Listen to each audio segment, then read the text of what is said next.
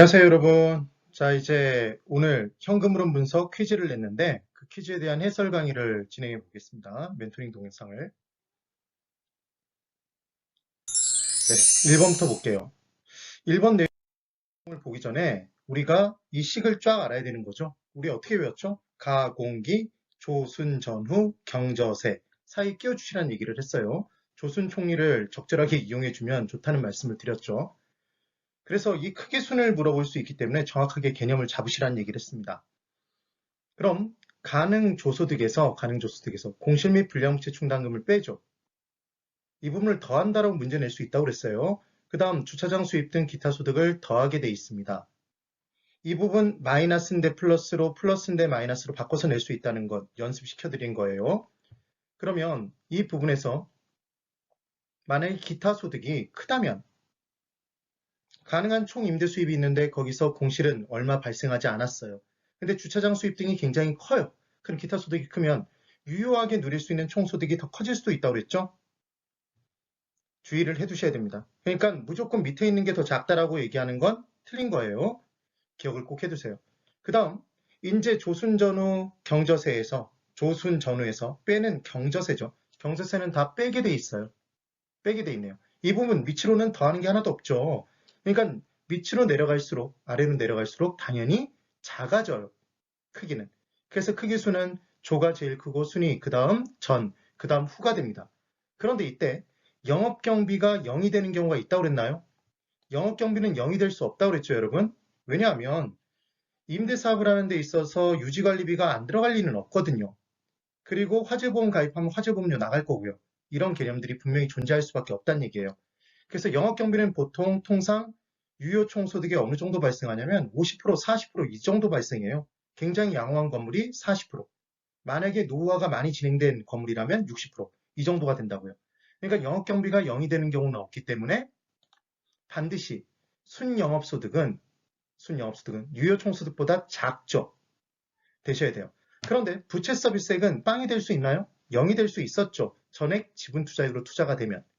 그럼 그때는 순과 전이 똑같아지네요. 이번엔 영업소득세가 0이 될 수 있느냐? 영업소득세가 0이 될 수 있다고 그랬죠. 과세 대상 소득이 남지 않았을 수도 있잖아요, 여러분. 그리고 비과세 대상일 수도 있는 거죠. 그러면 결국은 조순 전후 사이에 경저세가 있는데 결론은 이겁니다. 경비가 0이 될 수 있느냐? 0이 될 수 없죠? 그럼 수는 반드시 작아져요. 근데 저와 세는 0이 될 수 있죠. 그럼 순과 전과 후가 같아질 수도 있다는 게 포인트라는 겁니다. 이 부분을 문제로 여쭤본 거예요. 자, 이제 1번부터 볼게요. 유효총소득은 그럼 유효총소득의 계산은 가공기죠. 가에서 마이너스 공실중당금 플러스 기타 수입을 합니다. 기타 소득을. 그러면 가에서 공실, 손실 상당액과 불량부채 충당금 얘를 빼야 되는데 지금 더한다고 얘기했죠. 그래서 X입니다. 기타 수입은 더해야죠. 그런데 차감하여 그랬으니까 X가 되는 거죠. 정확히 잡아주셔야 돼요. 그 다음 2번 가능 총소득은 가는 유효 총소득보다 반드시 크다 이렇게 나왔죠. 이제 틀린 게 느껴지시죠? 가에서 공을 빼고 기타 소득을 더해요. 기타 수입을. 그래서 조가 나옵니다. 우리는 조라고 외웠죠, 여러분? 조가 총이었어요, 한자로. 그래서 기가 크면, 기타 수입이 크면 조가 더 클 수도 있더라. 그래서 가능 총소득은 유효 총소득보다 반드시 크다는 X가 되네요. 다음 3번. 유효 총소득은 이게 조죠. 조는 순영업소득보다 반드시 크다라고 돼 있는데 그때 조에서 뭘 뺀다고 그랬죠? 경비 빼서 순이 나오잖아요. 그때 경비는 반드시 존재할 수밖에 없다고 그랬죠. 그러니까 조에서 경비를 빼면 수는 반드시 빼진 만큼 작아지겠네요. 그래서 유효총소득은 반드시 순영업소득보다는 커요. 반드시 크다 5가 됩니다. 그 다음 4번. 순영업소득과 세전현금 흐름이 같다면 순과 전이 같다면 뭐가 빵이란 얘기죠? 순과 전이 같으면 저당이 빵인 거죠. 전액 지분 투자액으로 투자가 된 겁니다. 총 투자액 이꼬르 지분 투자액이 됐죠.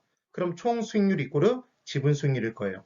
그때 남의 돈을 빌리면 금융의 지렛대 효과에 따라 금융의 이자율이 내려가면 더 낮다면 그때는 정의 지렛대 효과, 더 높게 빌렸다면 부의 지렛대 효과, 같으면 중립적 지렛대 효과 그렇게 얘기했던 거잖아요. 다시 한번 들어갑니다.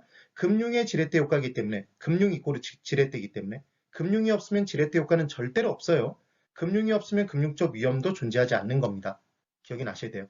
그래서 순과 전이 같다면 저당이 빵이란 얘기니까 전액 지분 투자가 된 경우 맞죠.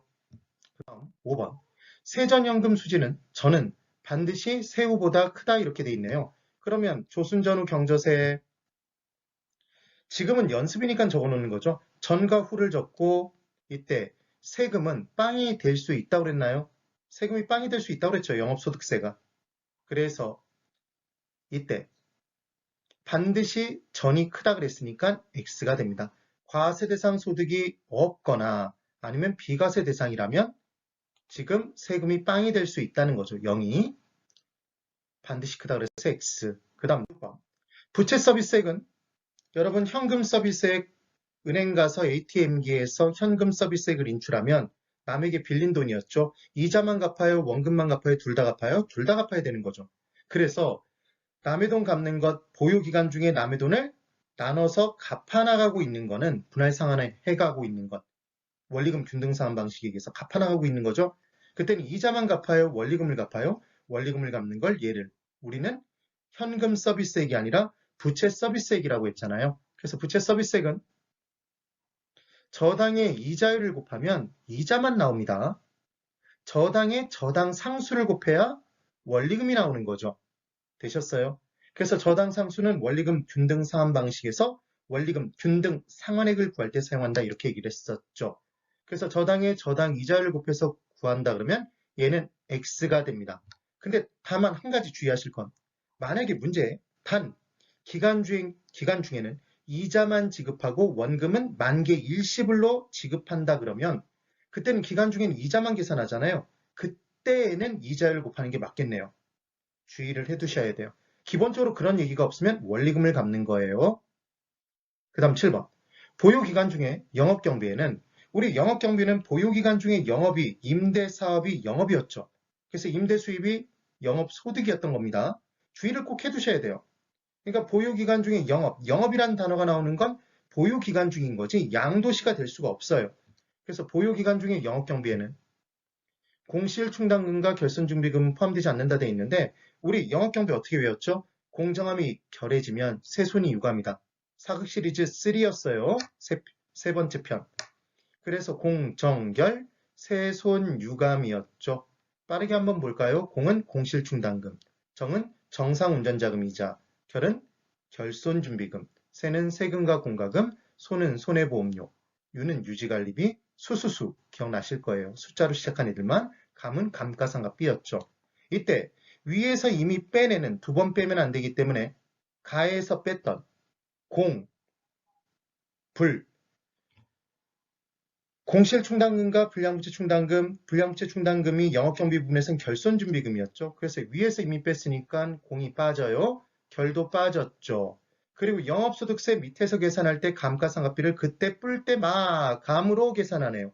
그래서 감가상각비도 빠져 있었던 거죠. 그래서 우리가 MM으로 하나 더 기억했던 게 공감이 간다. 이 내용 공감이 가세요? 공감이 가죠. 둘이 뭐해서 간다고요? 다른 애들 어떻게 살라고? 결혼해서 간다고 그랬죠. 공감결이 빠져요. 그래서 공실충당금과 결손준비금은 영업경비에 포함되지 않는 건 맞네요. 그 다음 8번. 영업경비에는 취득세와 양도소득세는 포함되지 않고 영업소득세는 포함된다 이렇게 돼 있죠. 그럼 우리 조순전후 사이에 경저세 끼죠? 그때 이 영업경비를 물어본 거예요. 그럼 얘는 보유기간 중이잖아요. 그러니까 취득시의 경비는 포함되지 않는다고 그랬죠. 영업경비에. 그래서 취득시에 취득세, 등록면허세, 그 다음 취득시에 내는 중개보수 포함 안 됩니다. 그 다음 양도시의 경비도 포함 안 되죠. 보유기간 중에 영업경비에는 양도시니까. 그래서 양도시에 양도소득세 그리고 양도시 중개보수 포함되지 않습니다. 그리고 밑에서 빼는 보유기간 중 보유 자체에 대한 세금만 포함됐었죠. 재산세와 종부세는 포함돼요. 그런데 밑에서 빼는 부채 서비스에 당연히 경비에 영업경비에 포함 안 되죠. 밑에서 빼는 경저세 중에 세, 영업소득세 당연히 영업경비에 포함 안 돼요. 그래서 취득세와 지금 양도소득세는 포함되지 않는 거 맞아요. 근데 영업소득세는 포함된다고 그랬으니까 X잖아요. 주의를 꼭 해두셔야 되는 겁니다. 그 다음 9번. 세전현금 흐름은 세전은 순영업소득에서 조순전후에서 전은 순에서 저당을 뺀 게 맞죠. 그래서 차감한 소득이 맞는데 이때 저당의 종류가 미상한 저당잔금은 팔고 받은 목돈에서 아직 못 갚은 전체 목돈을 한꺼번에 갚는 거잖아요. 그래서 양도시에도 아직 못 갚은 금액이 있다면 미상한된 남의 돈, 저당, 남은 전체 돈, 잔금이 있다면 걔를 한꺼번에 갚는 건 언제 갚는다고요? 매도시, 양도시였던 거죠. 그래서 양도시의 저당이었어요. 그럼 보유기간 중에 저당은 갚는 건 원리금 상환하는 거였죠. 부채 서비스액이었다고요. 이 부분을 여쭤본 겁니다. 이거 함정 빠지신 분들 많죠? 그 다음, 그래서 X예요. 10번, 똑같은 문제예요.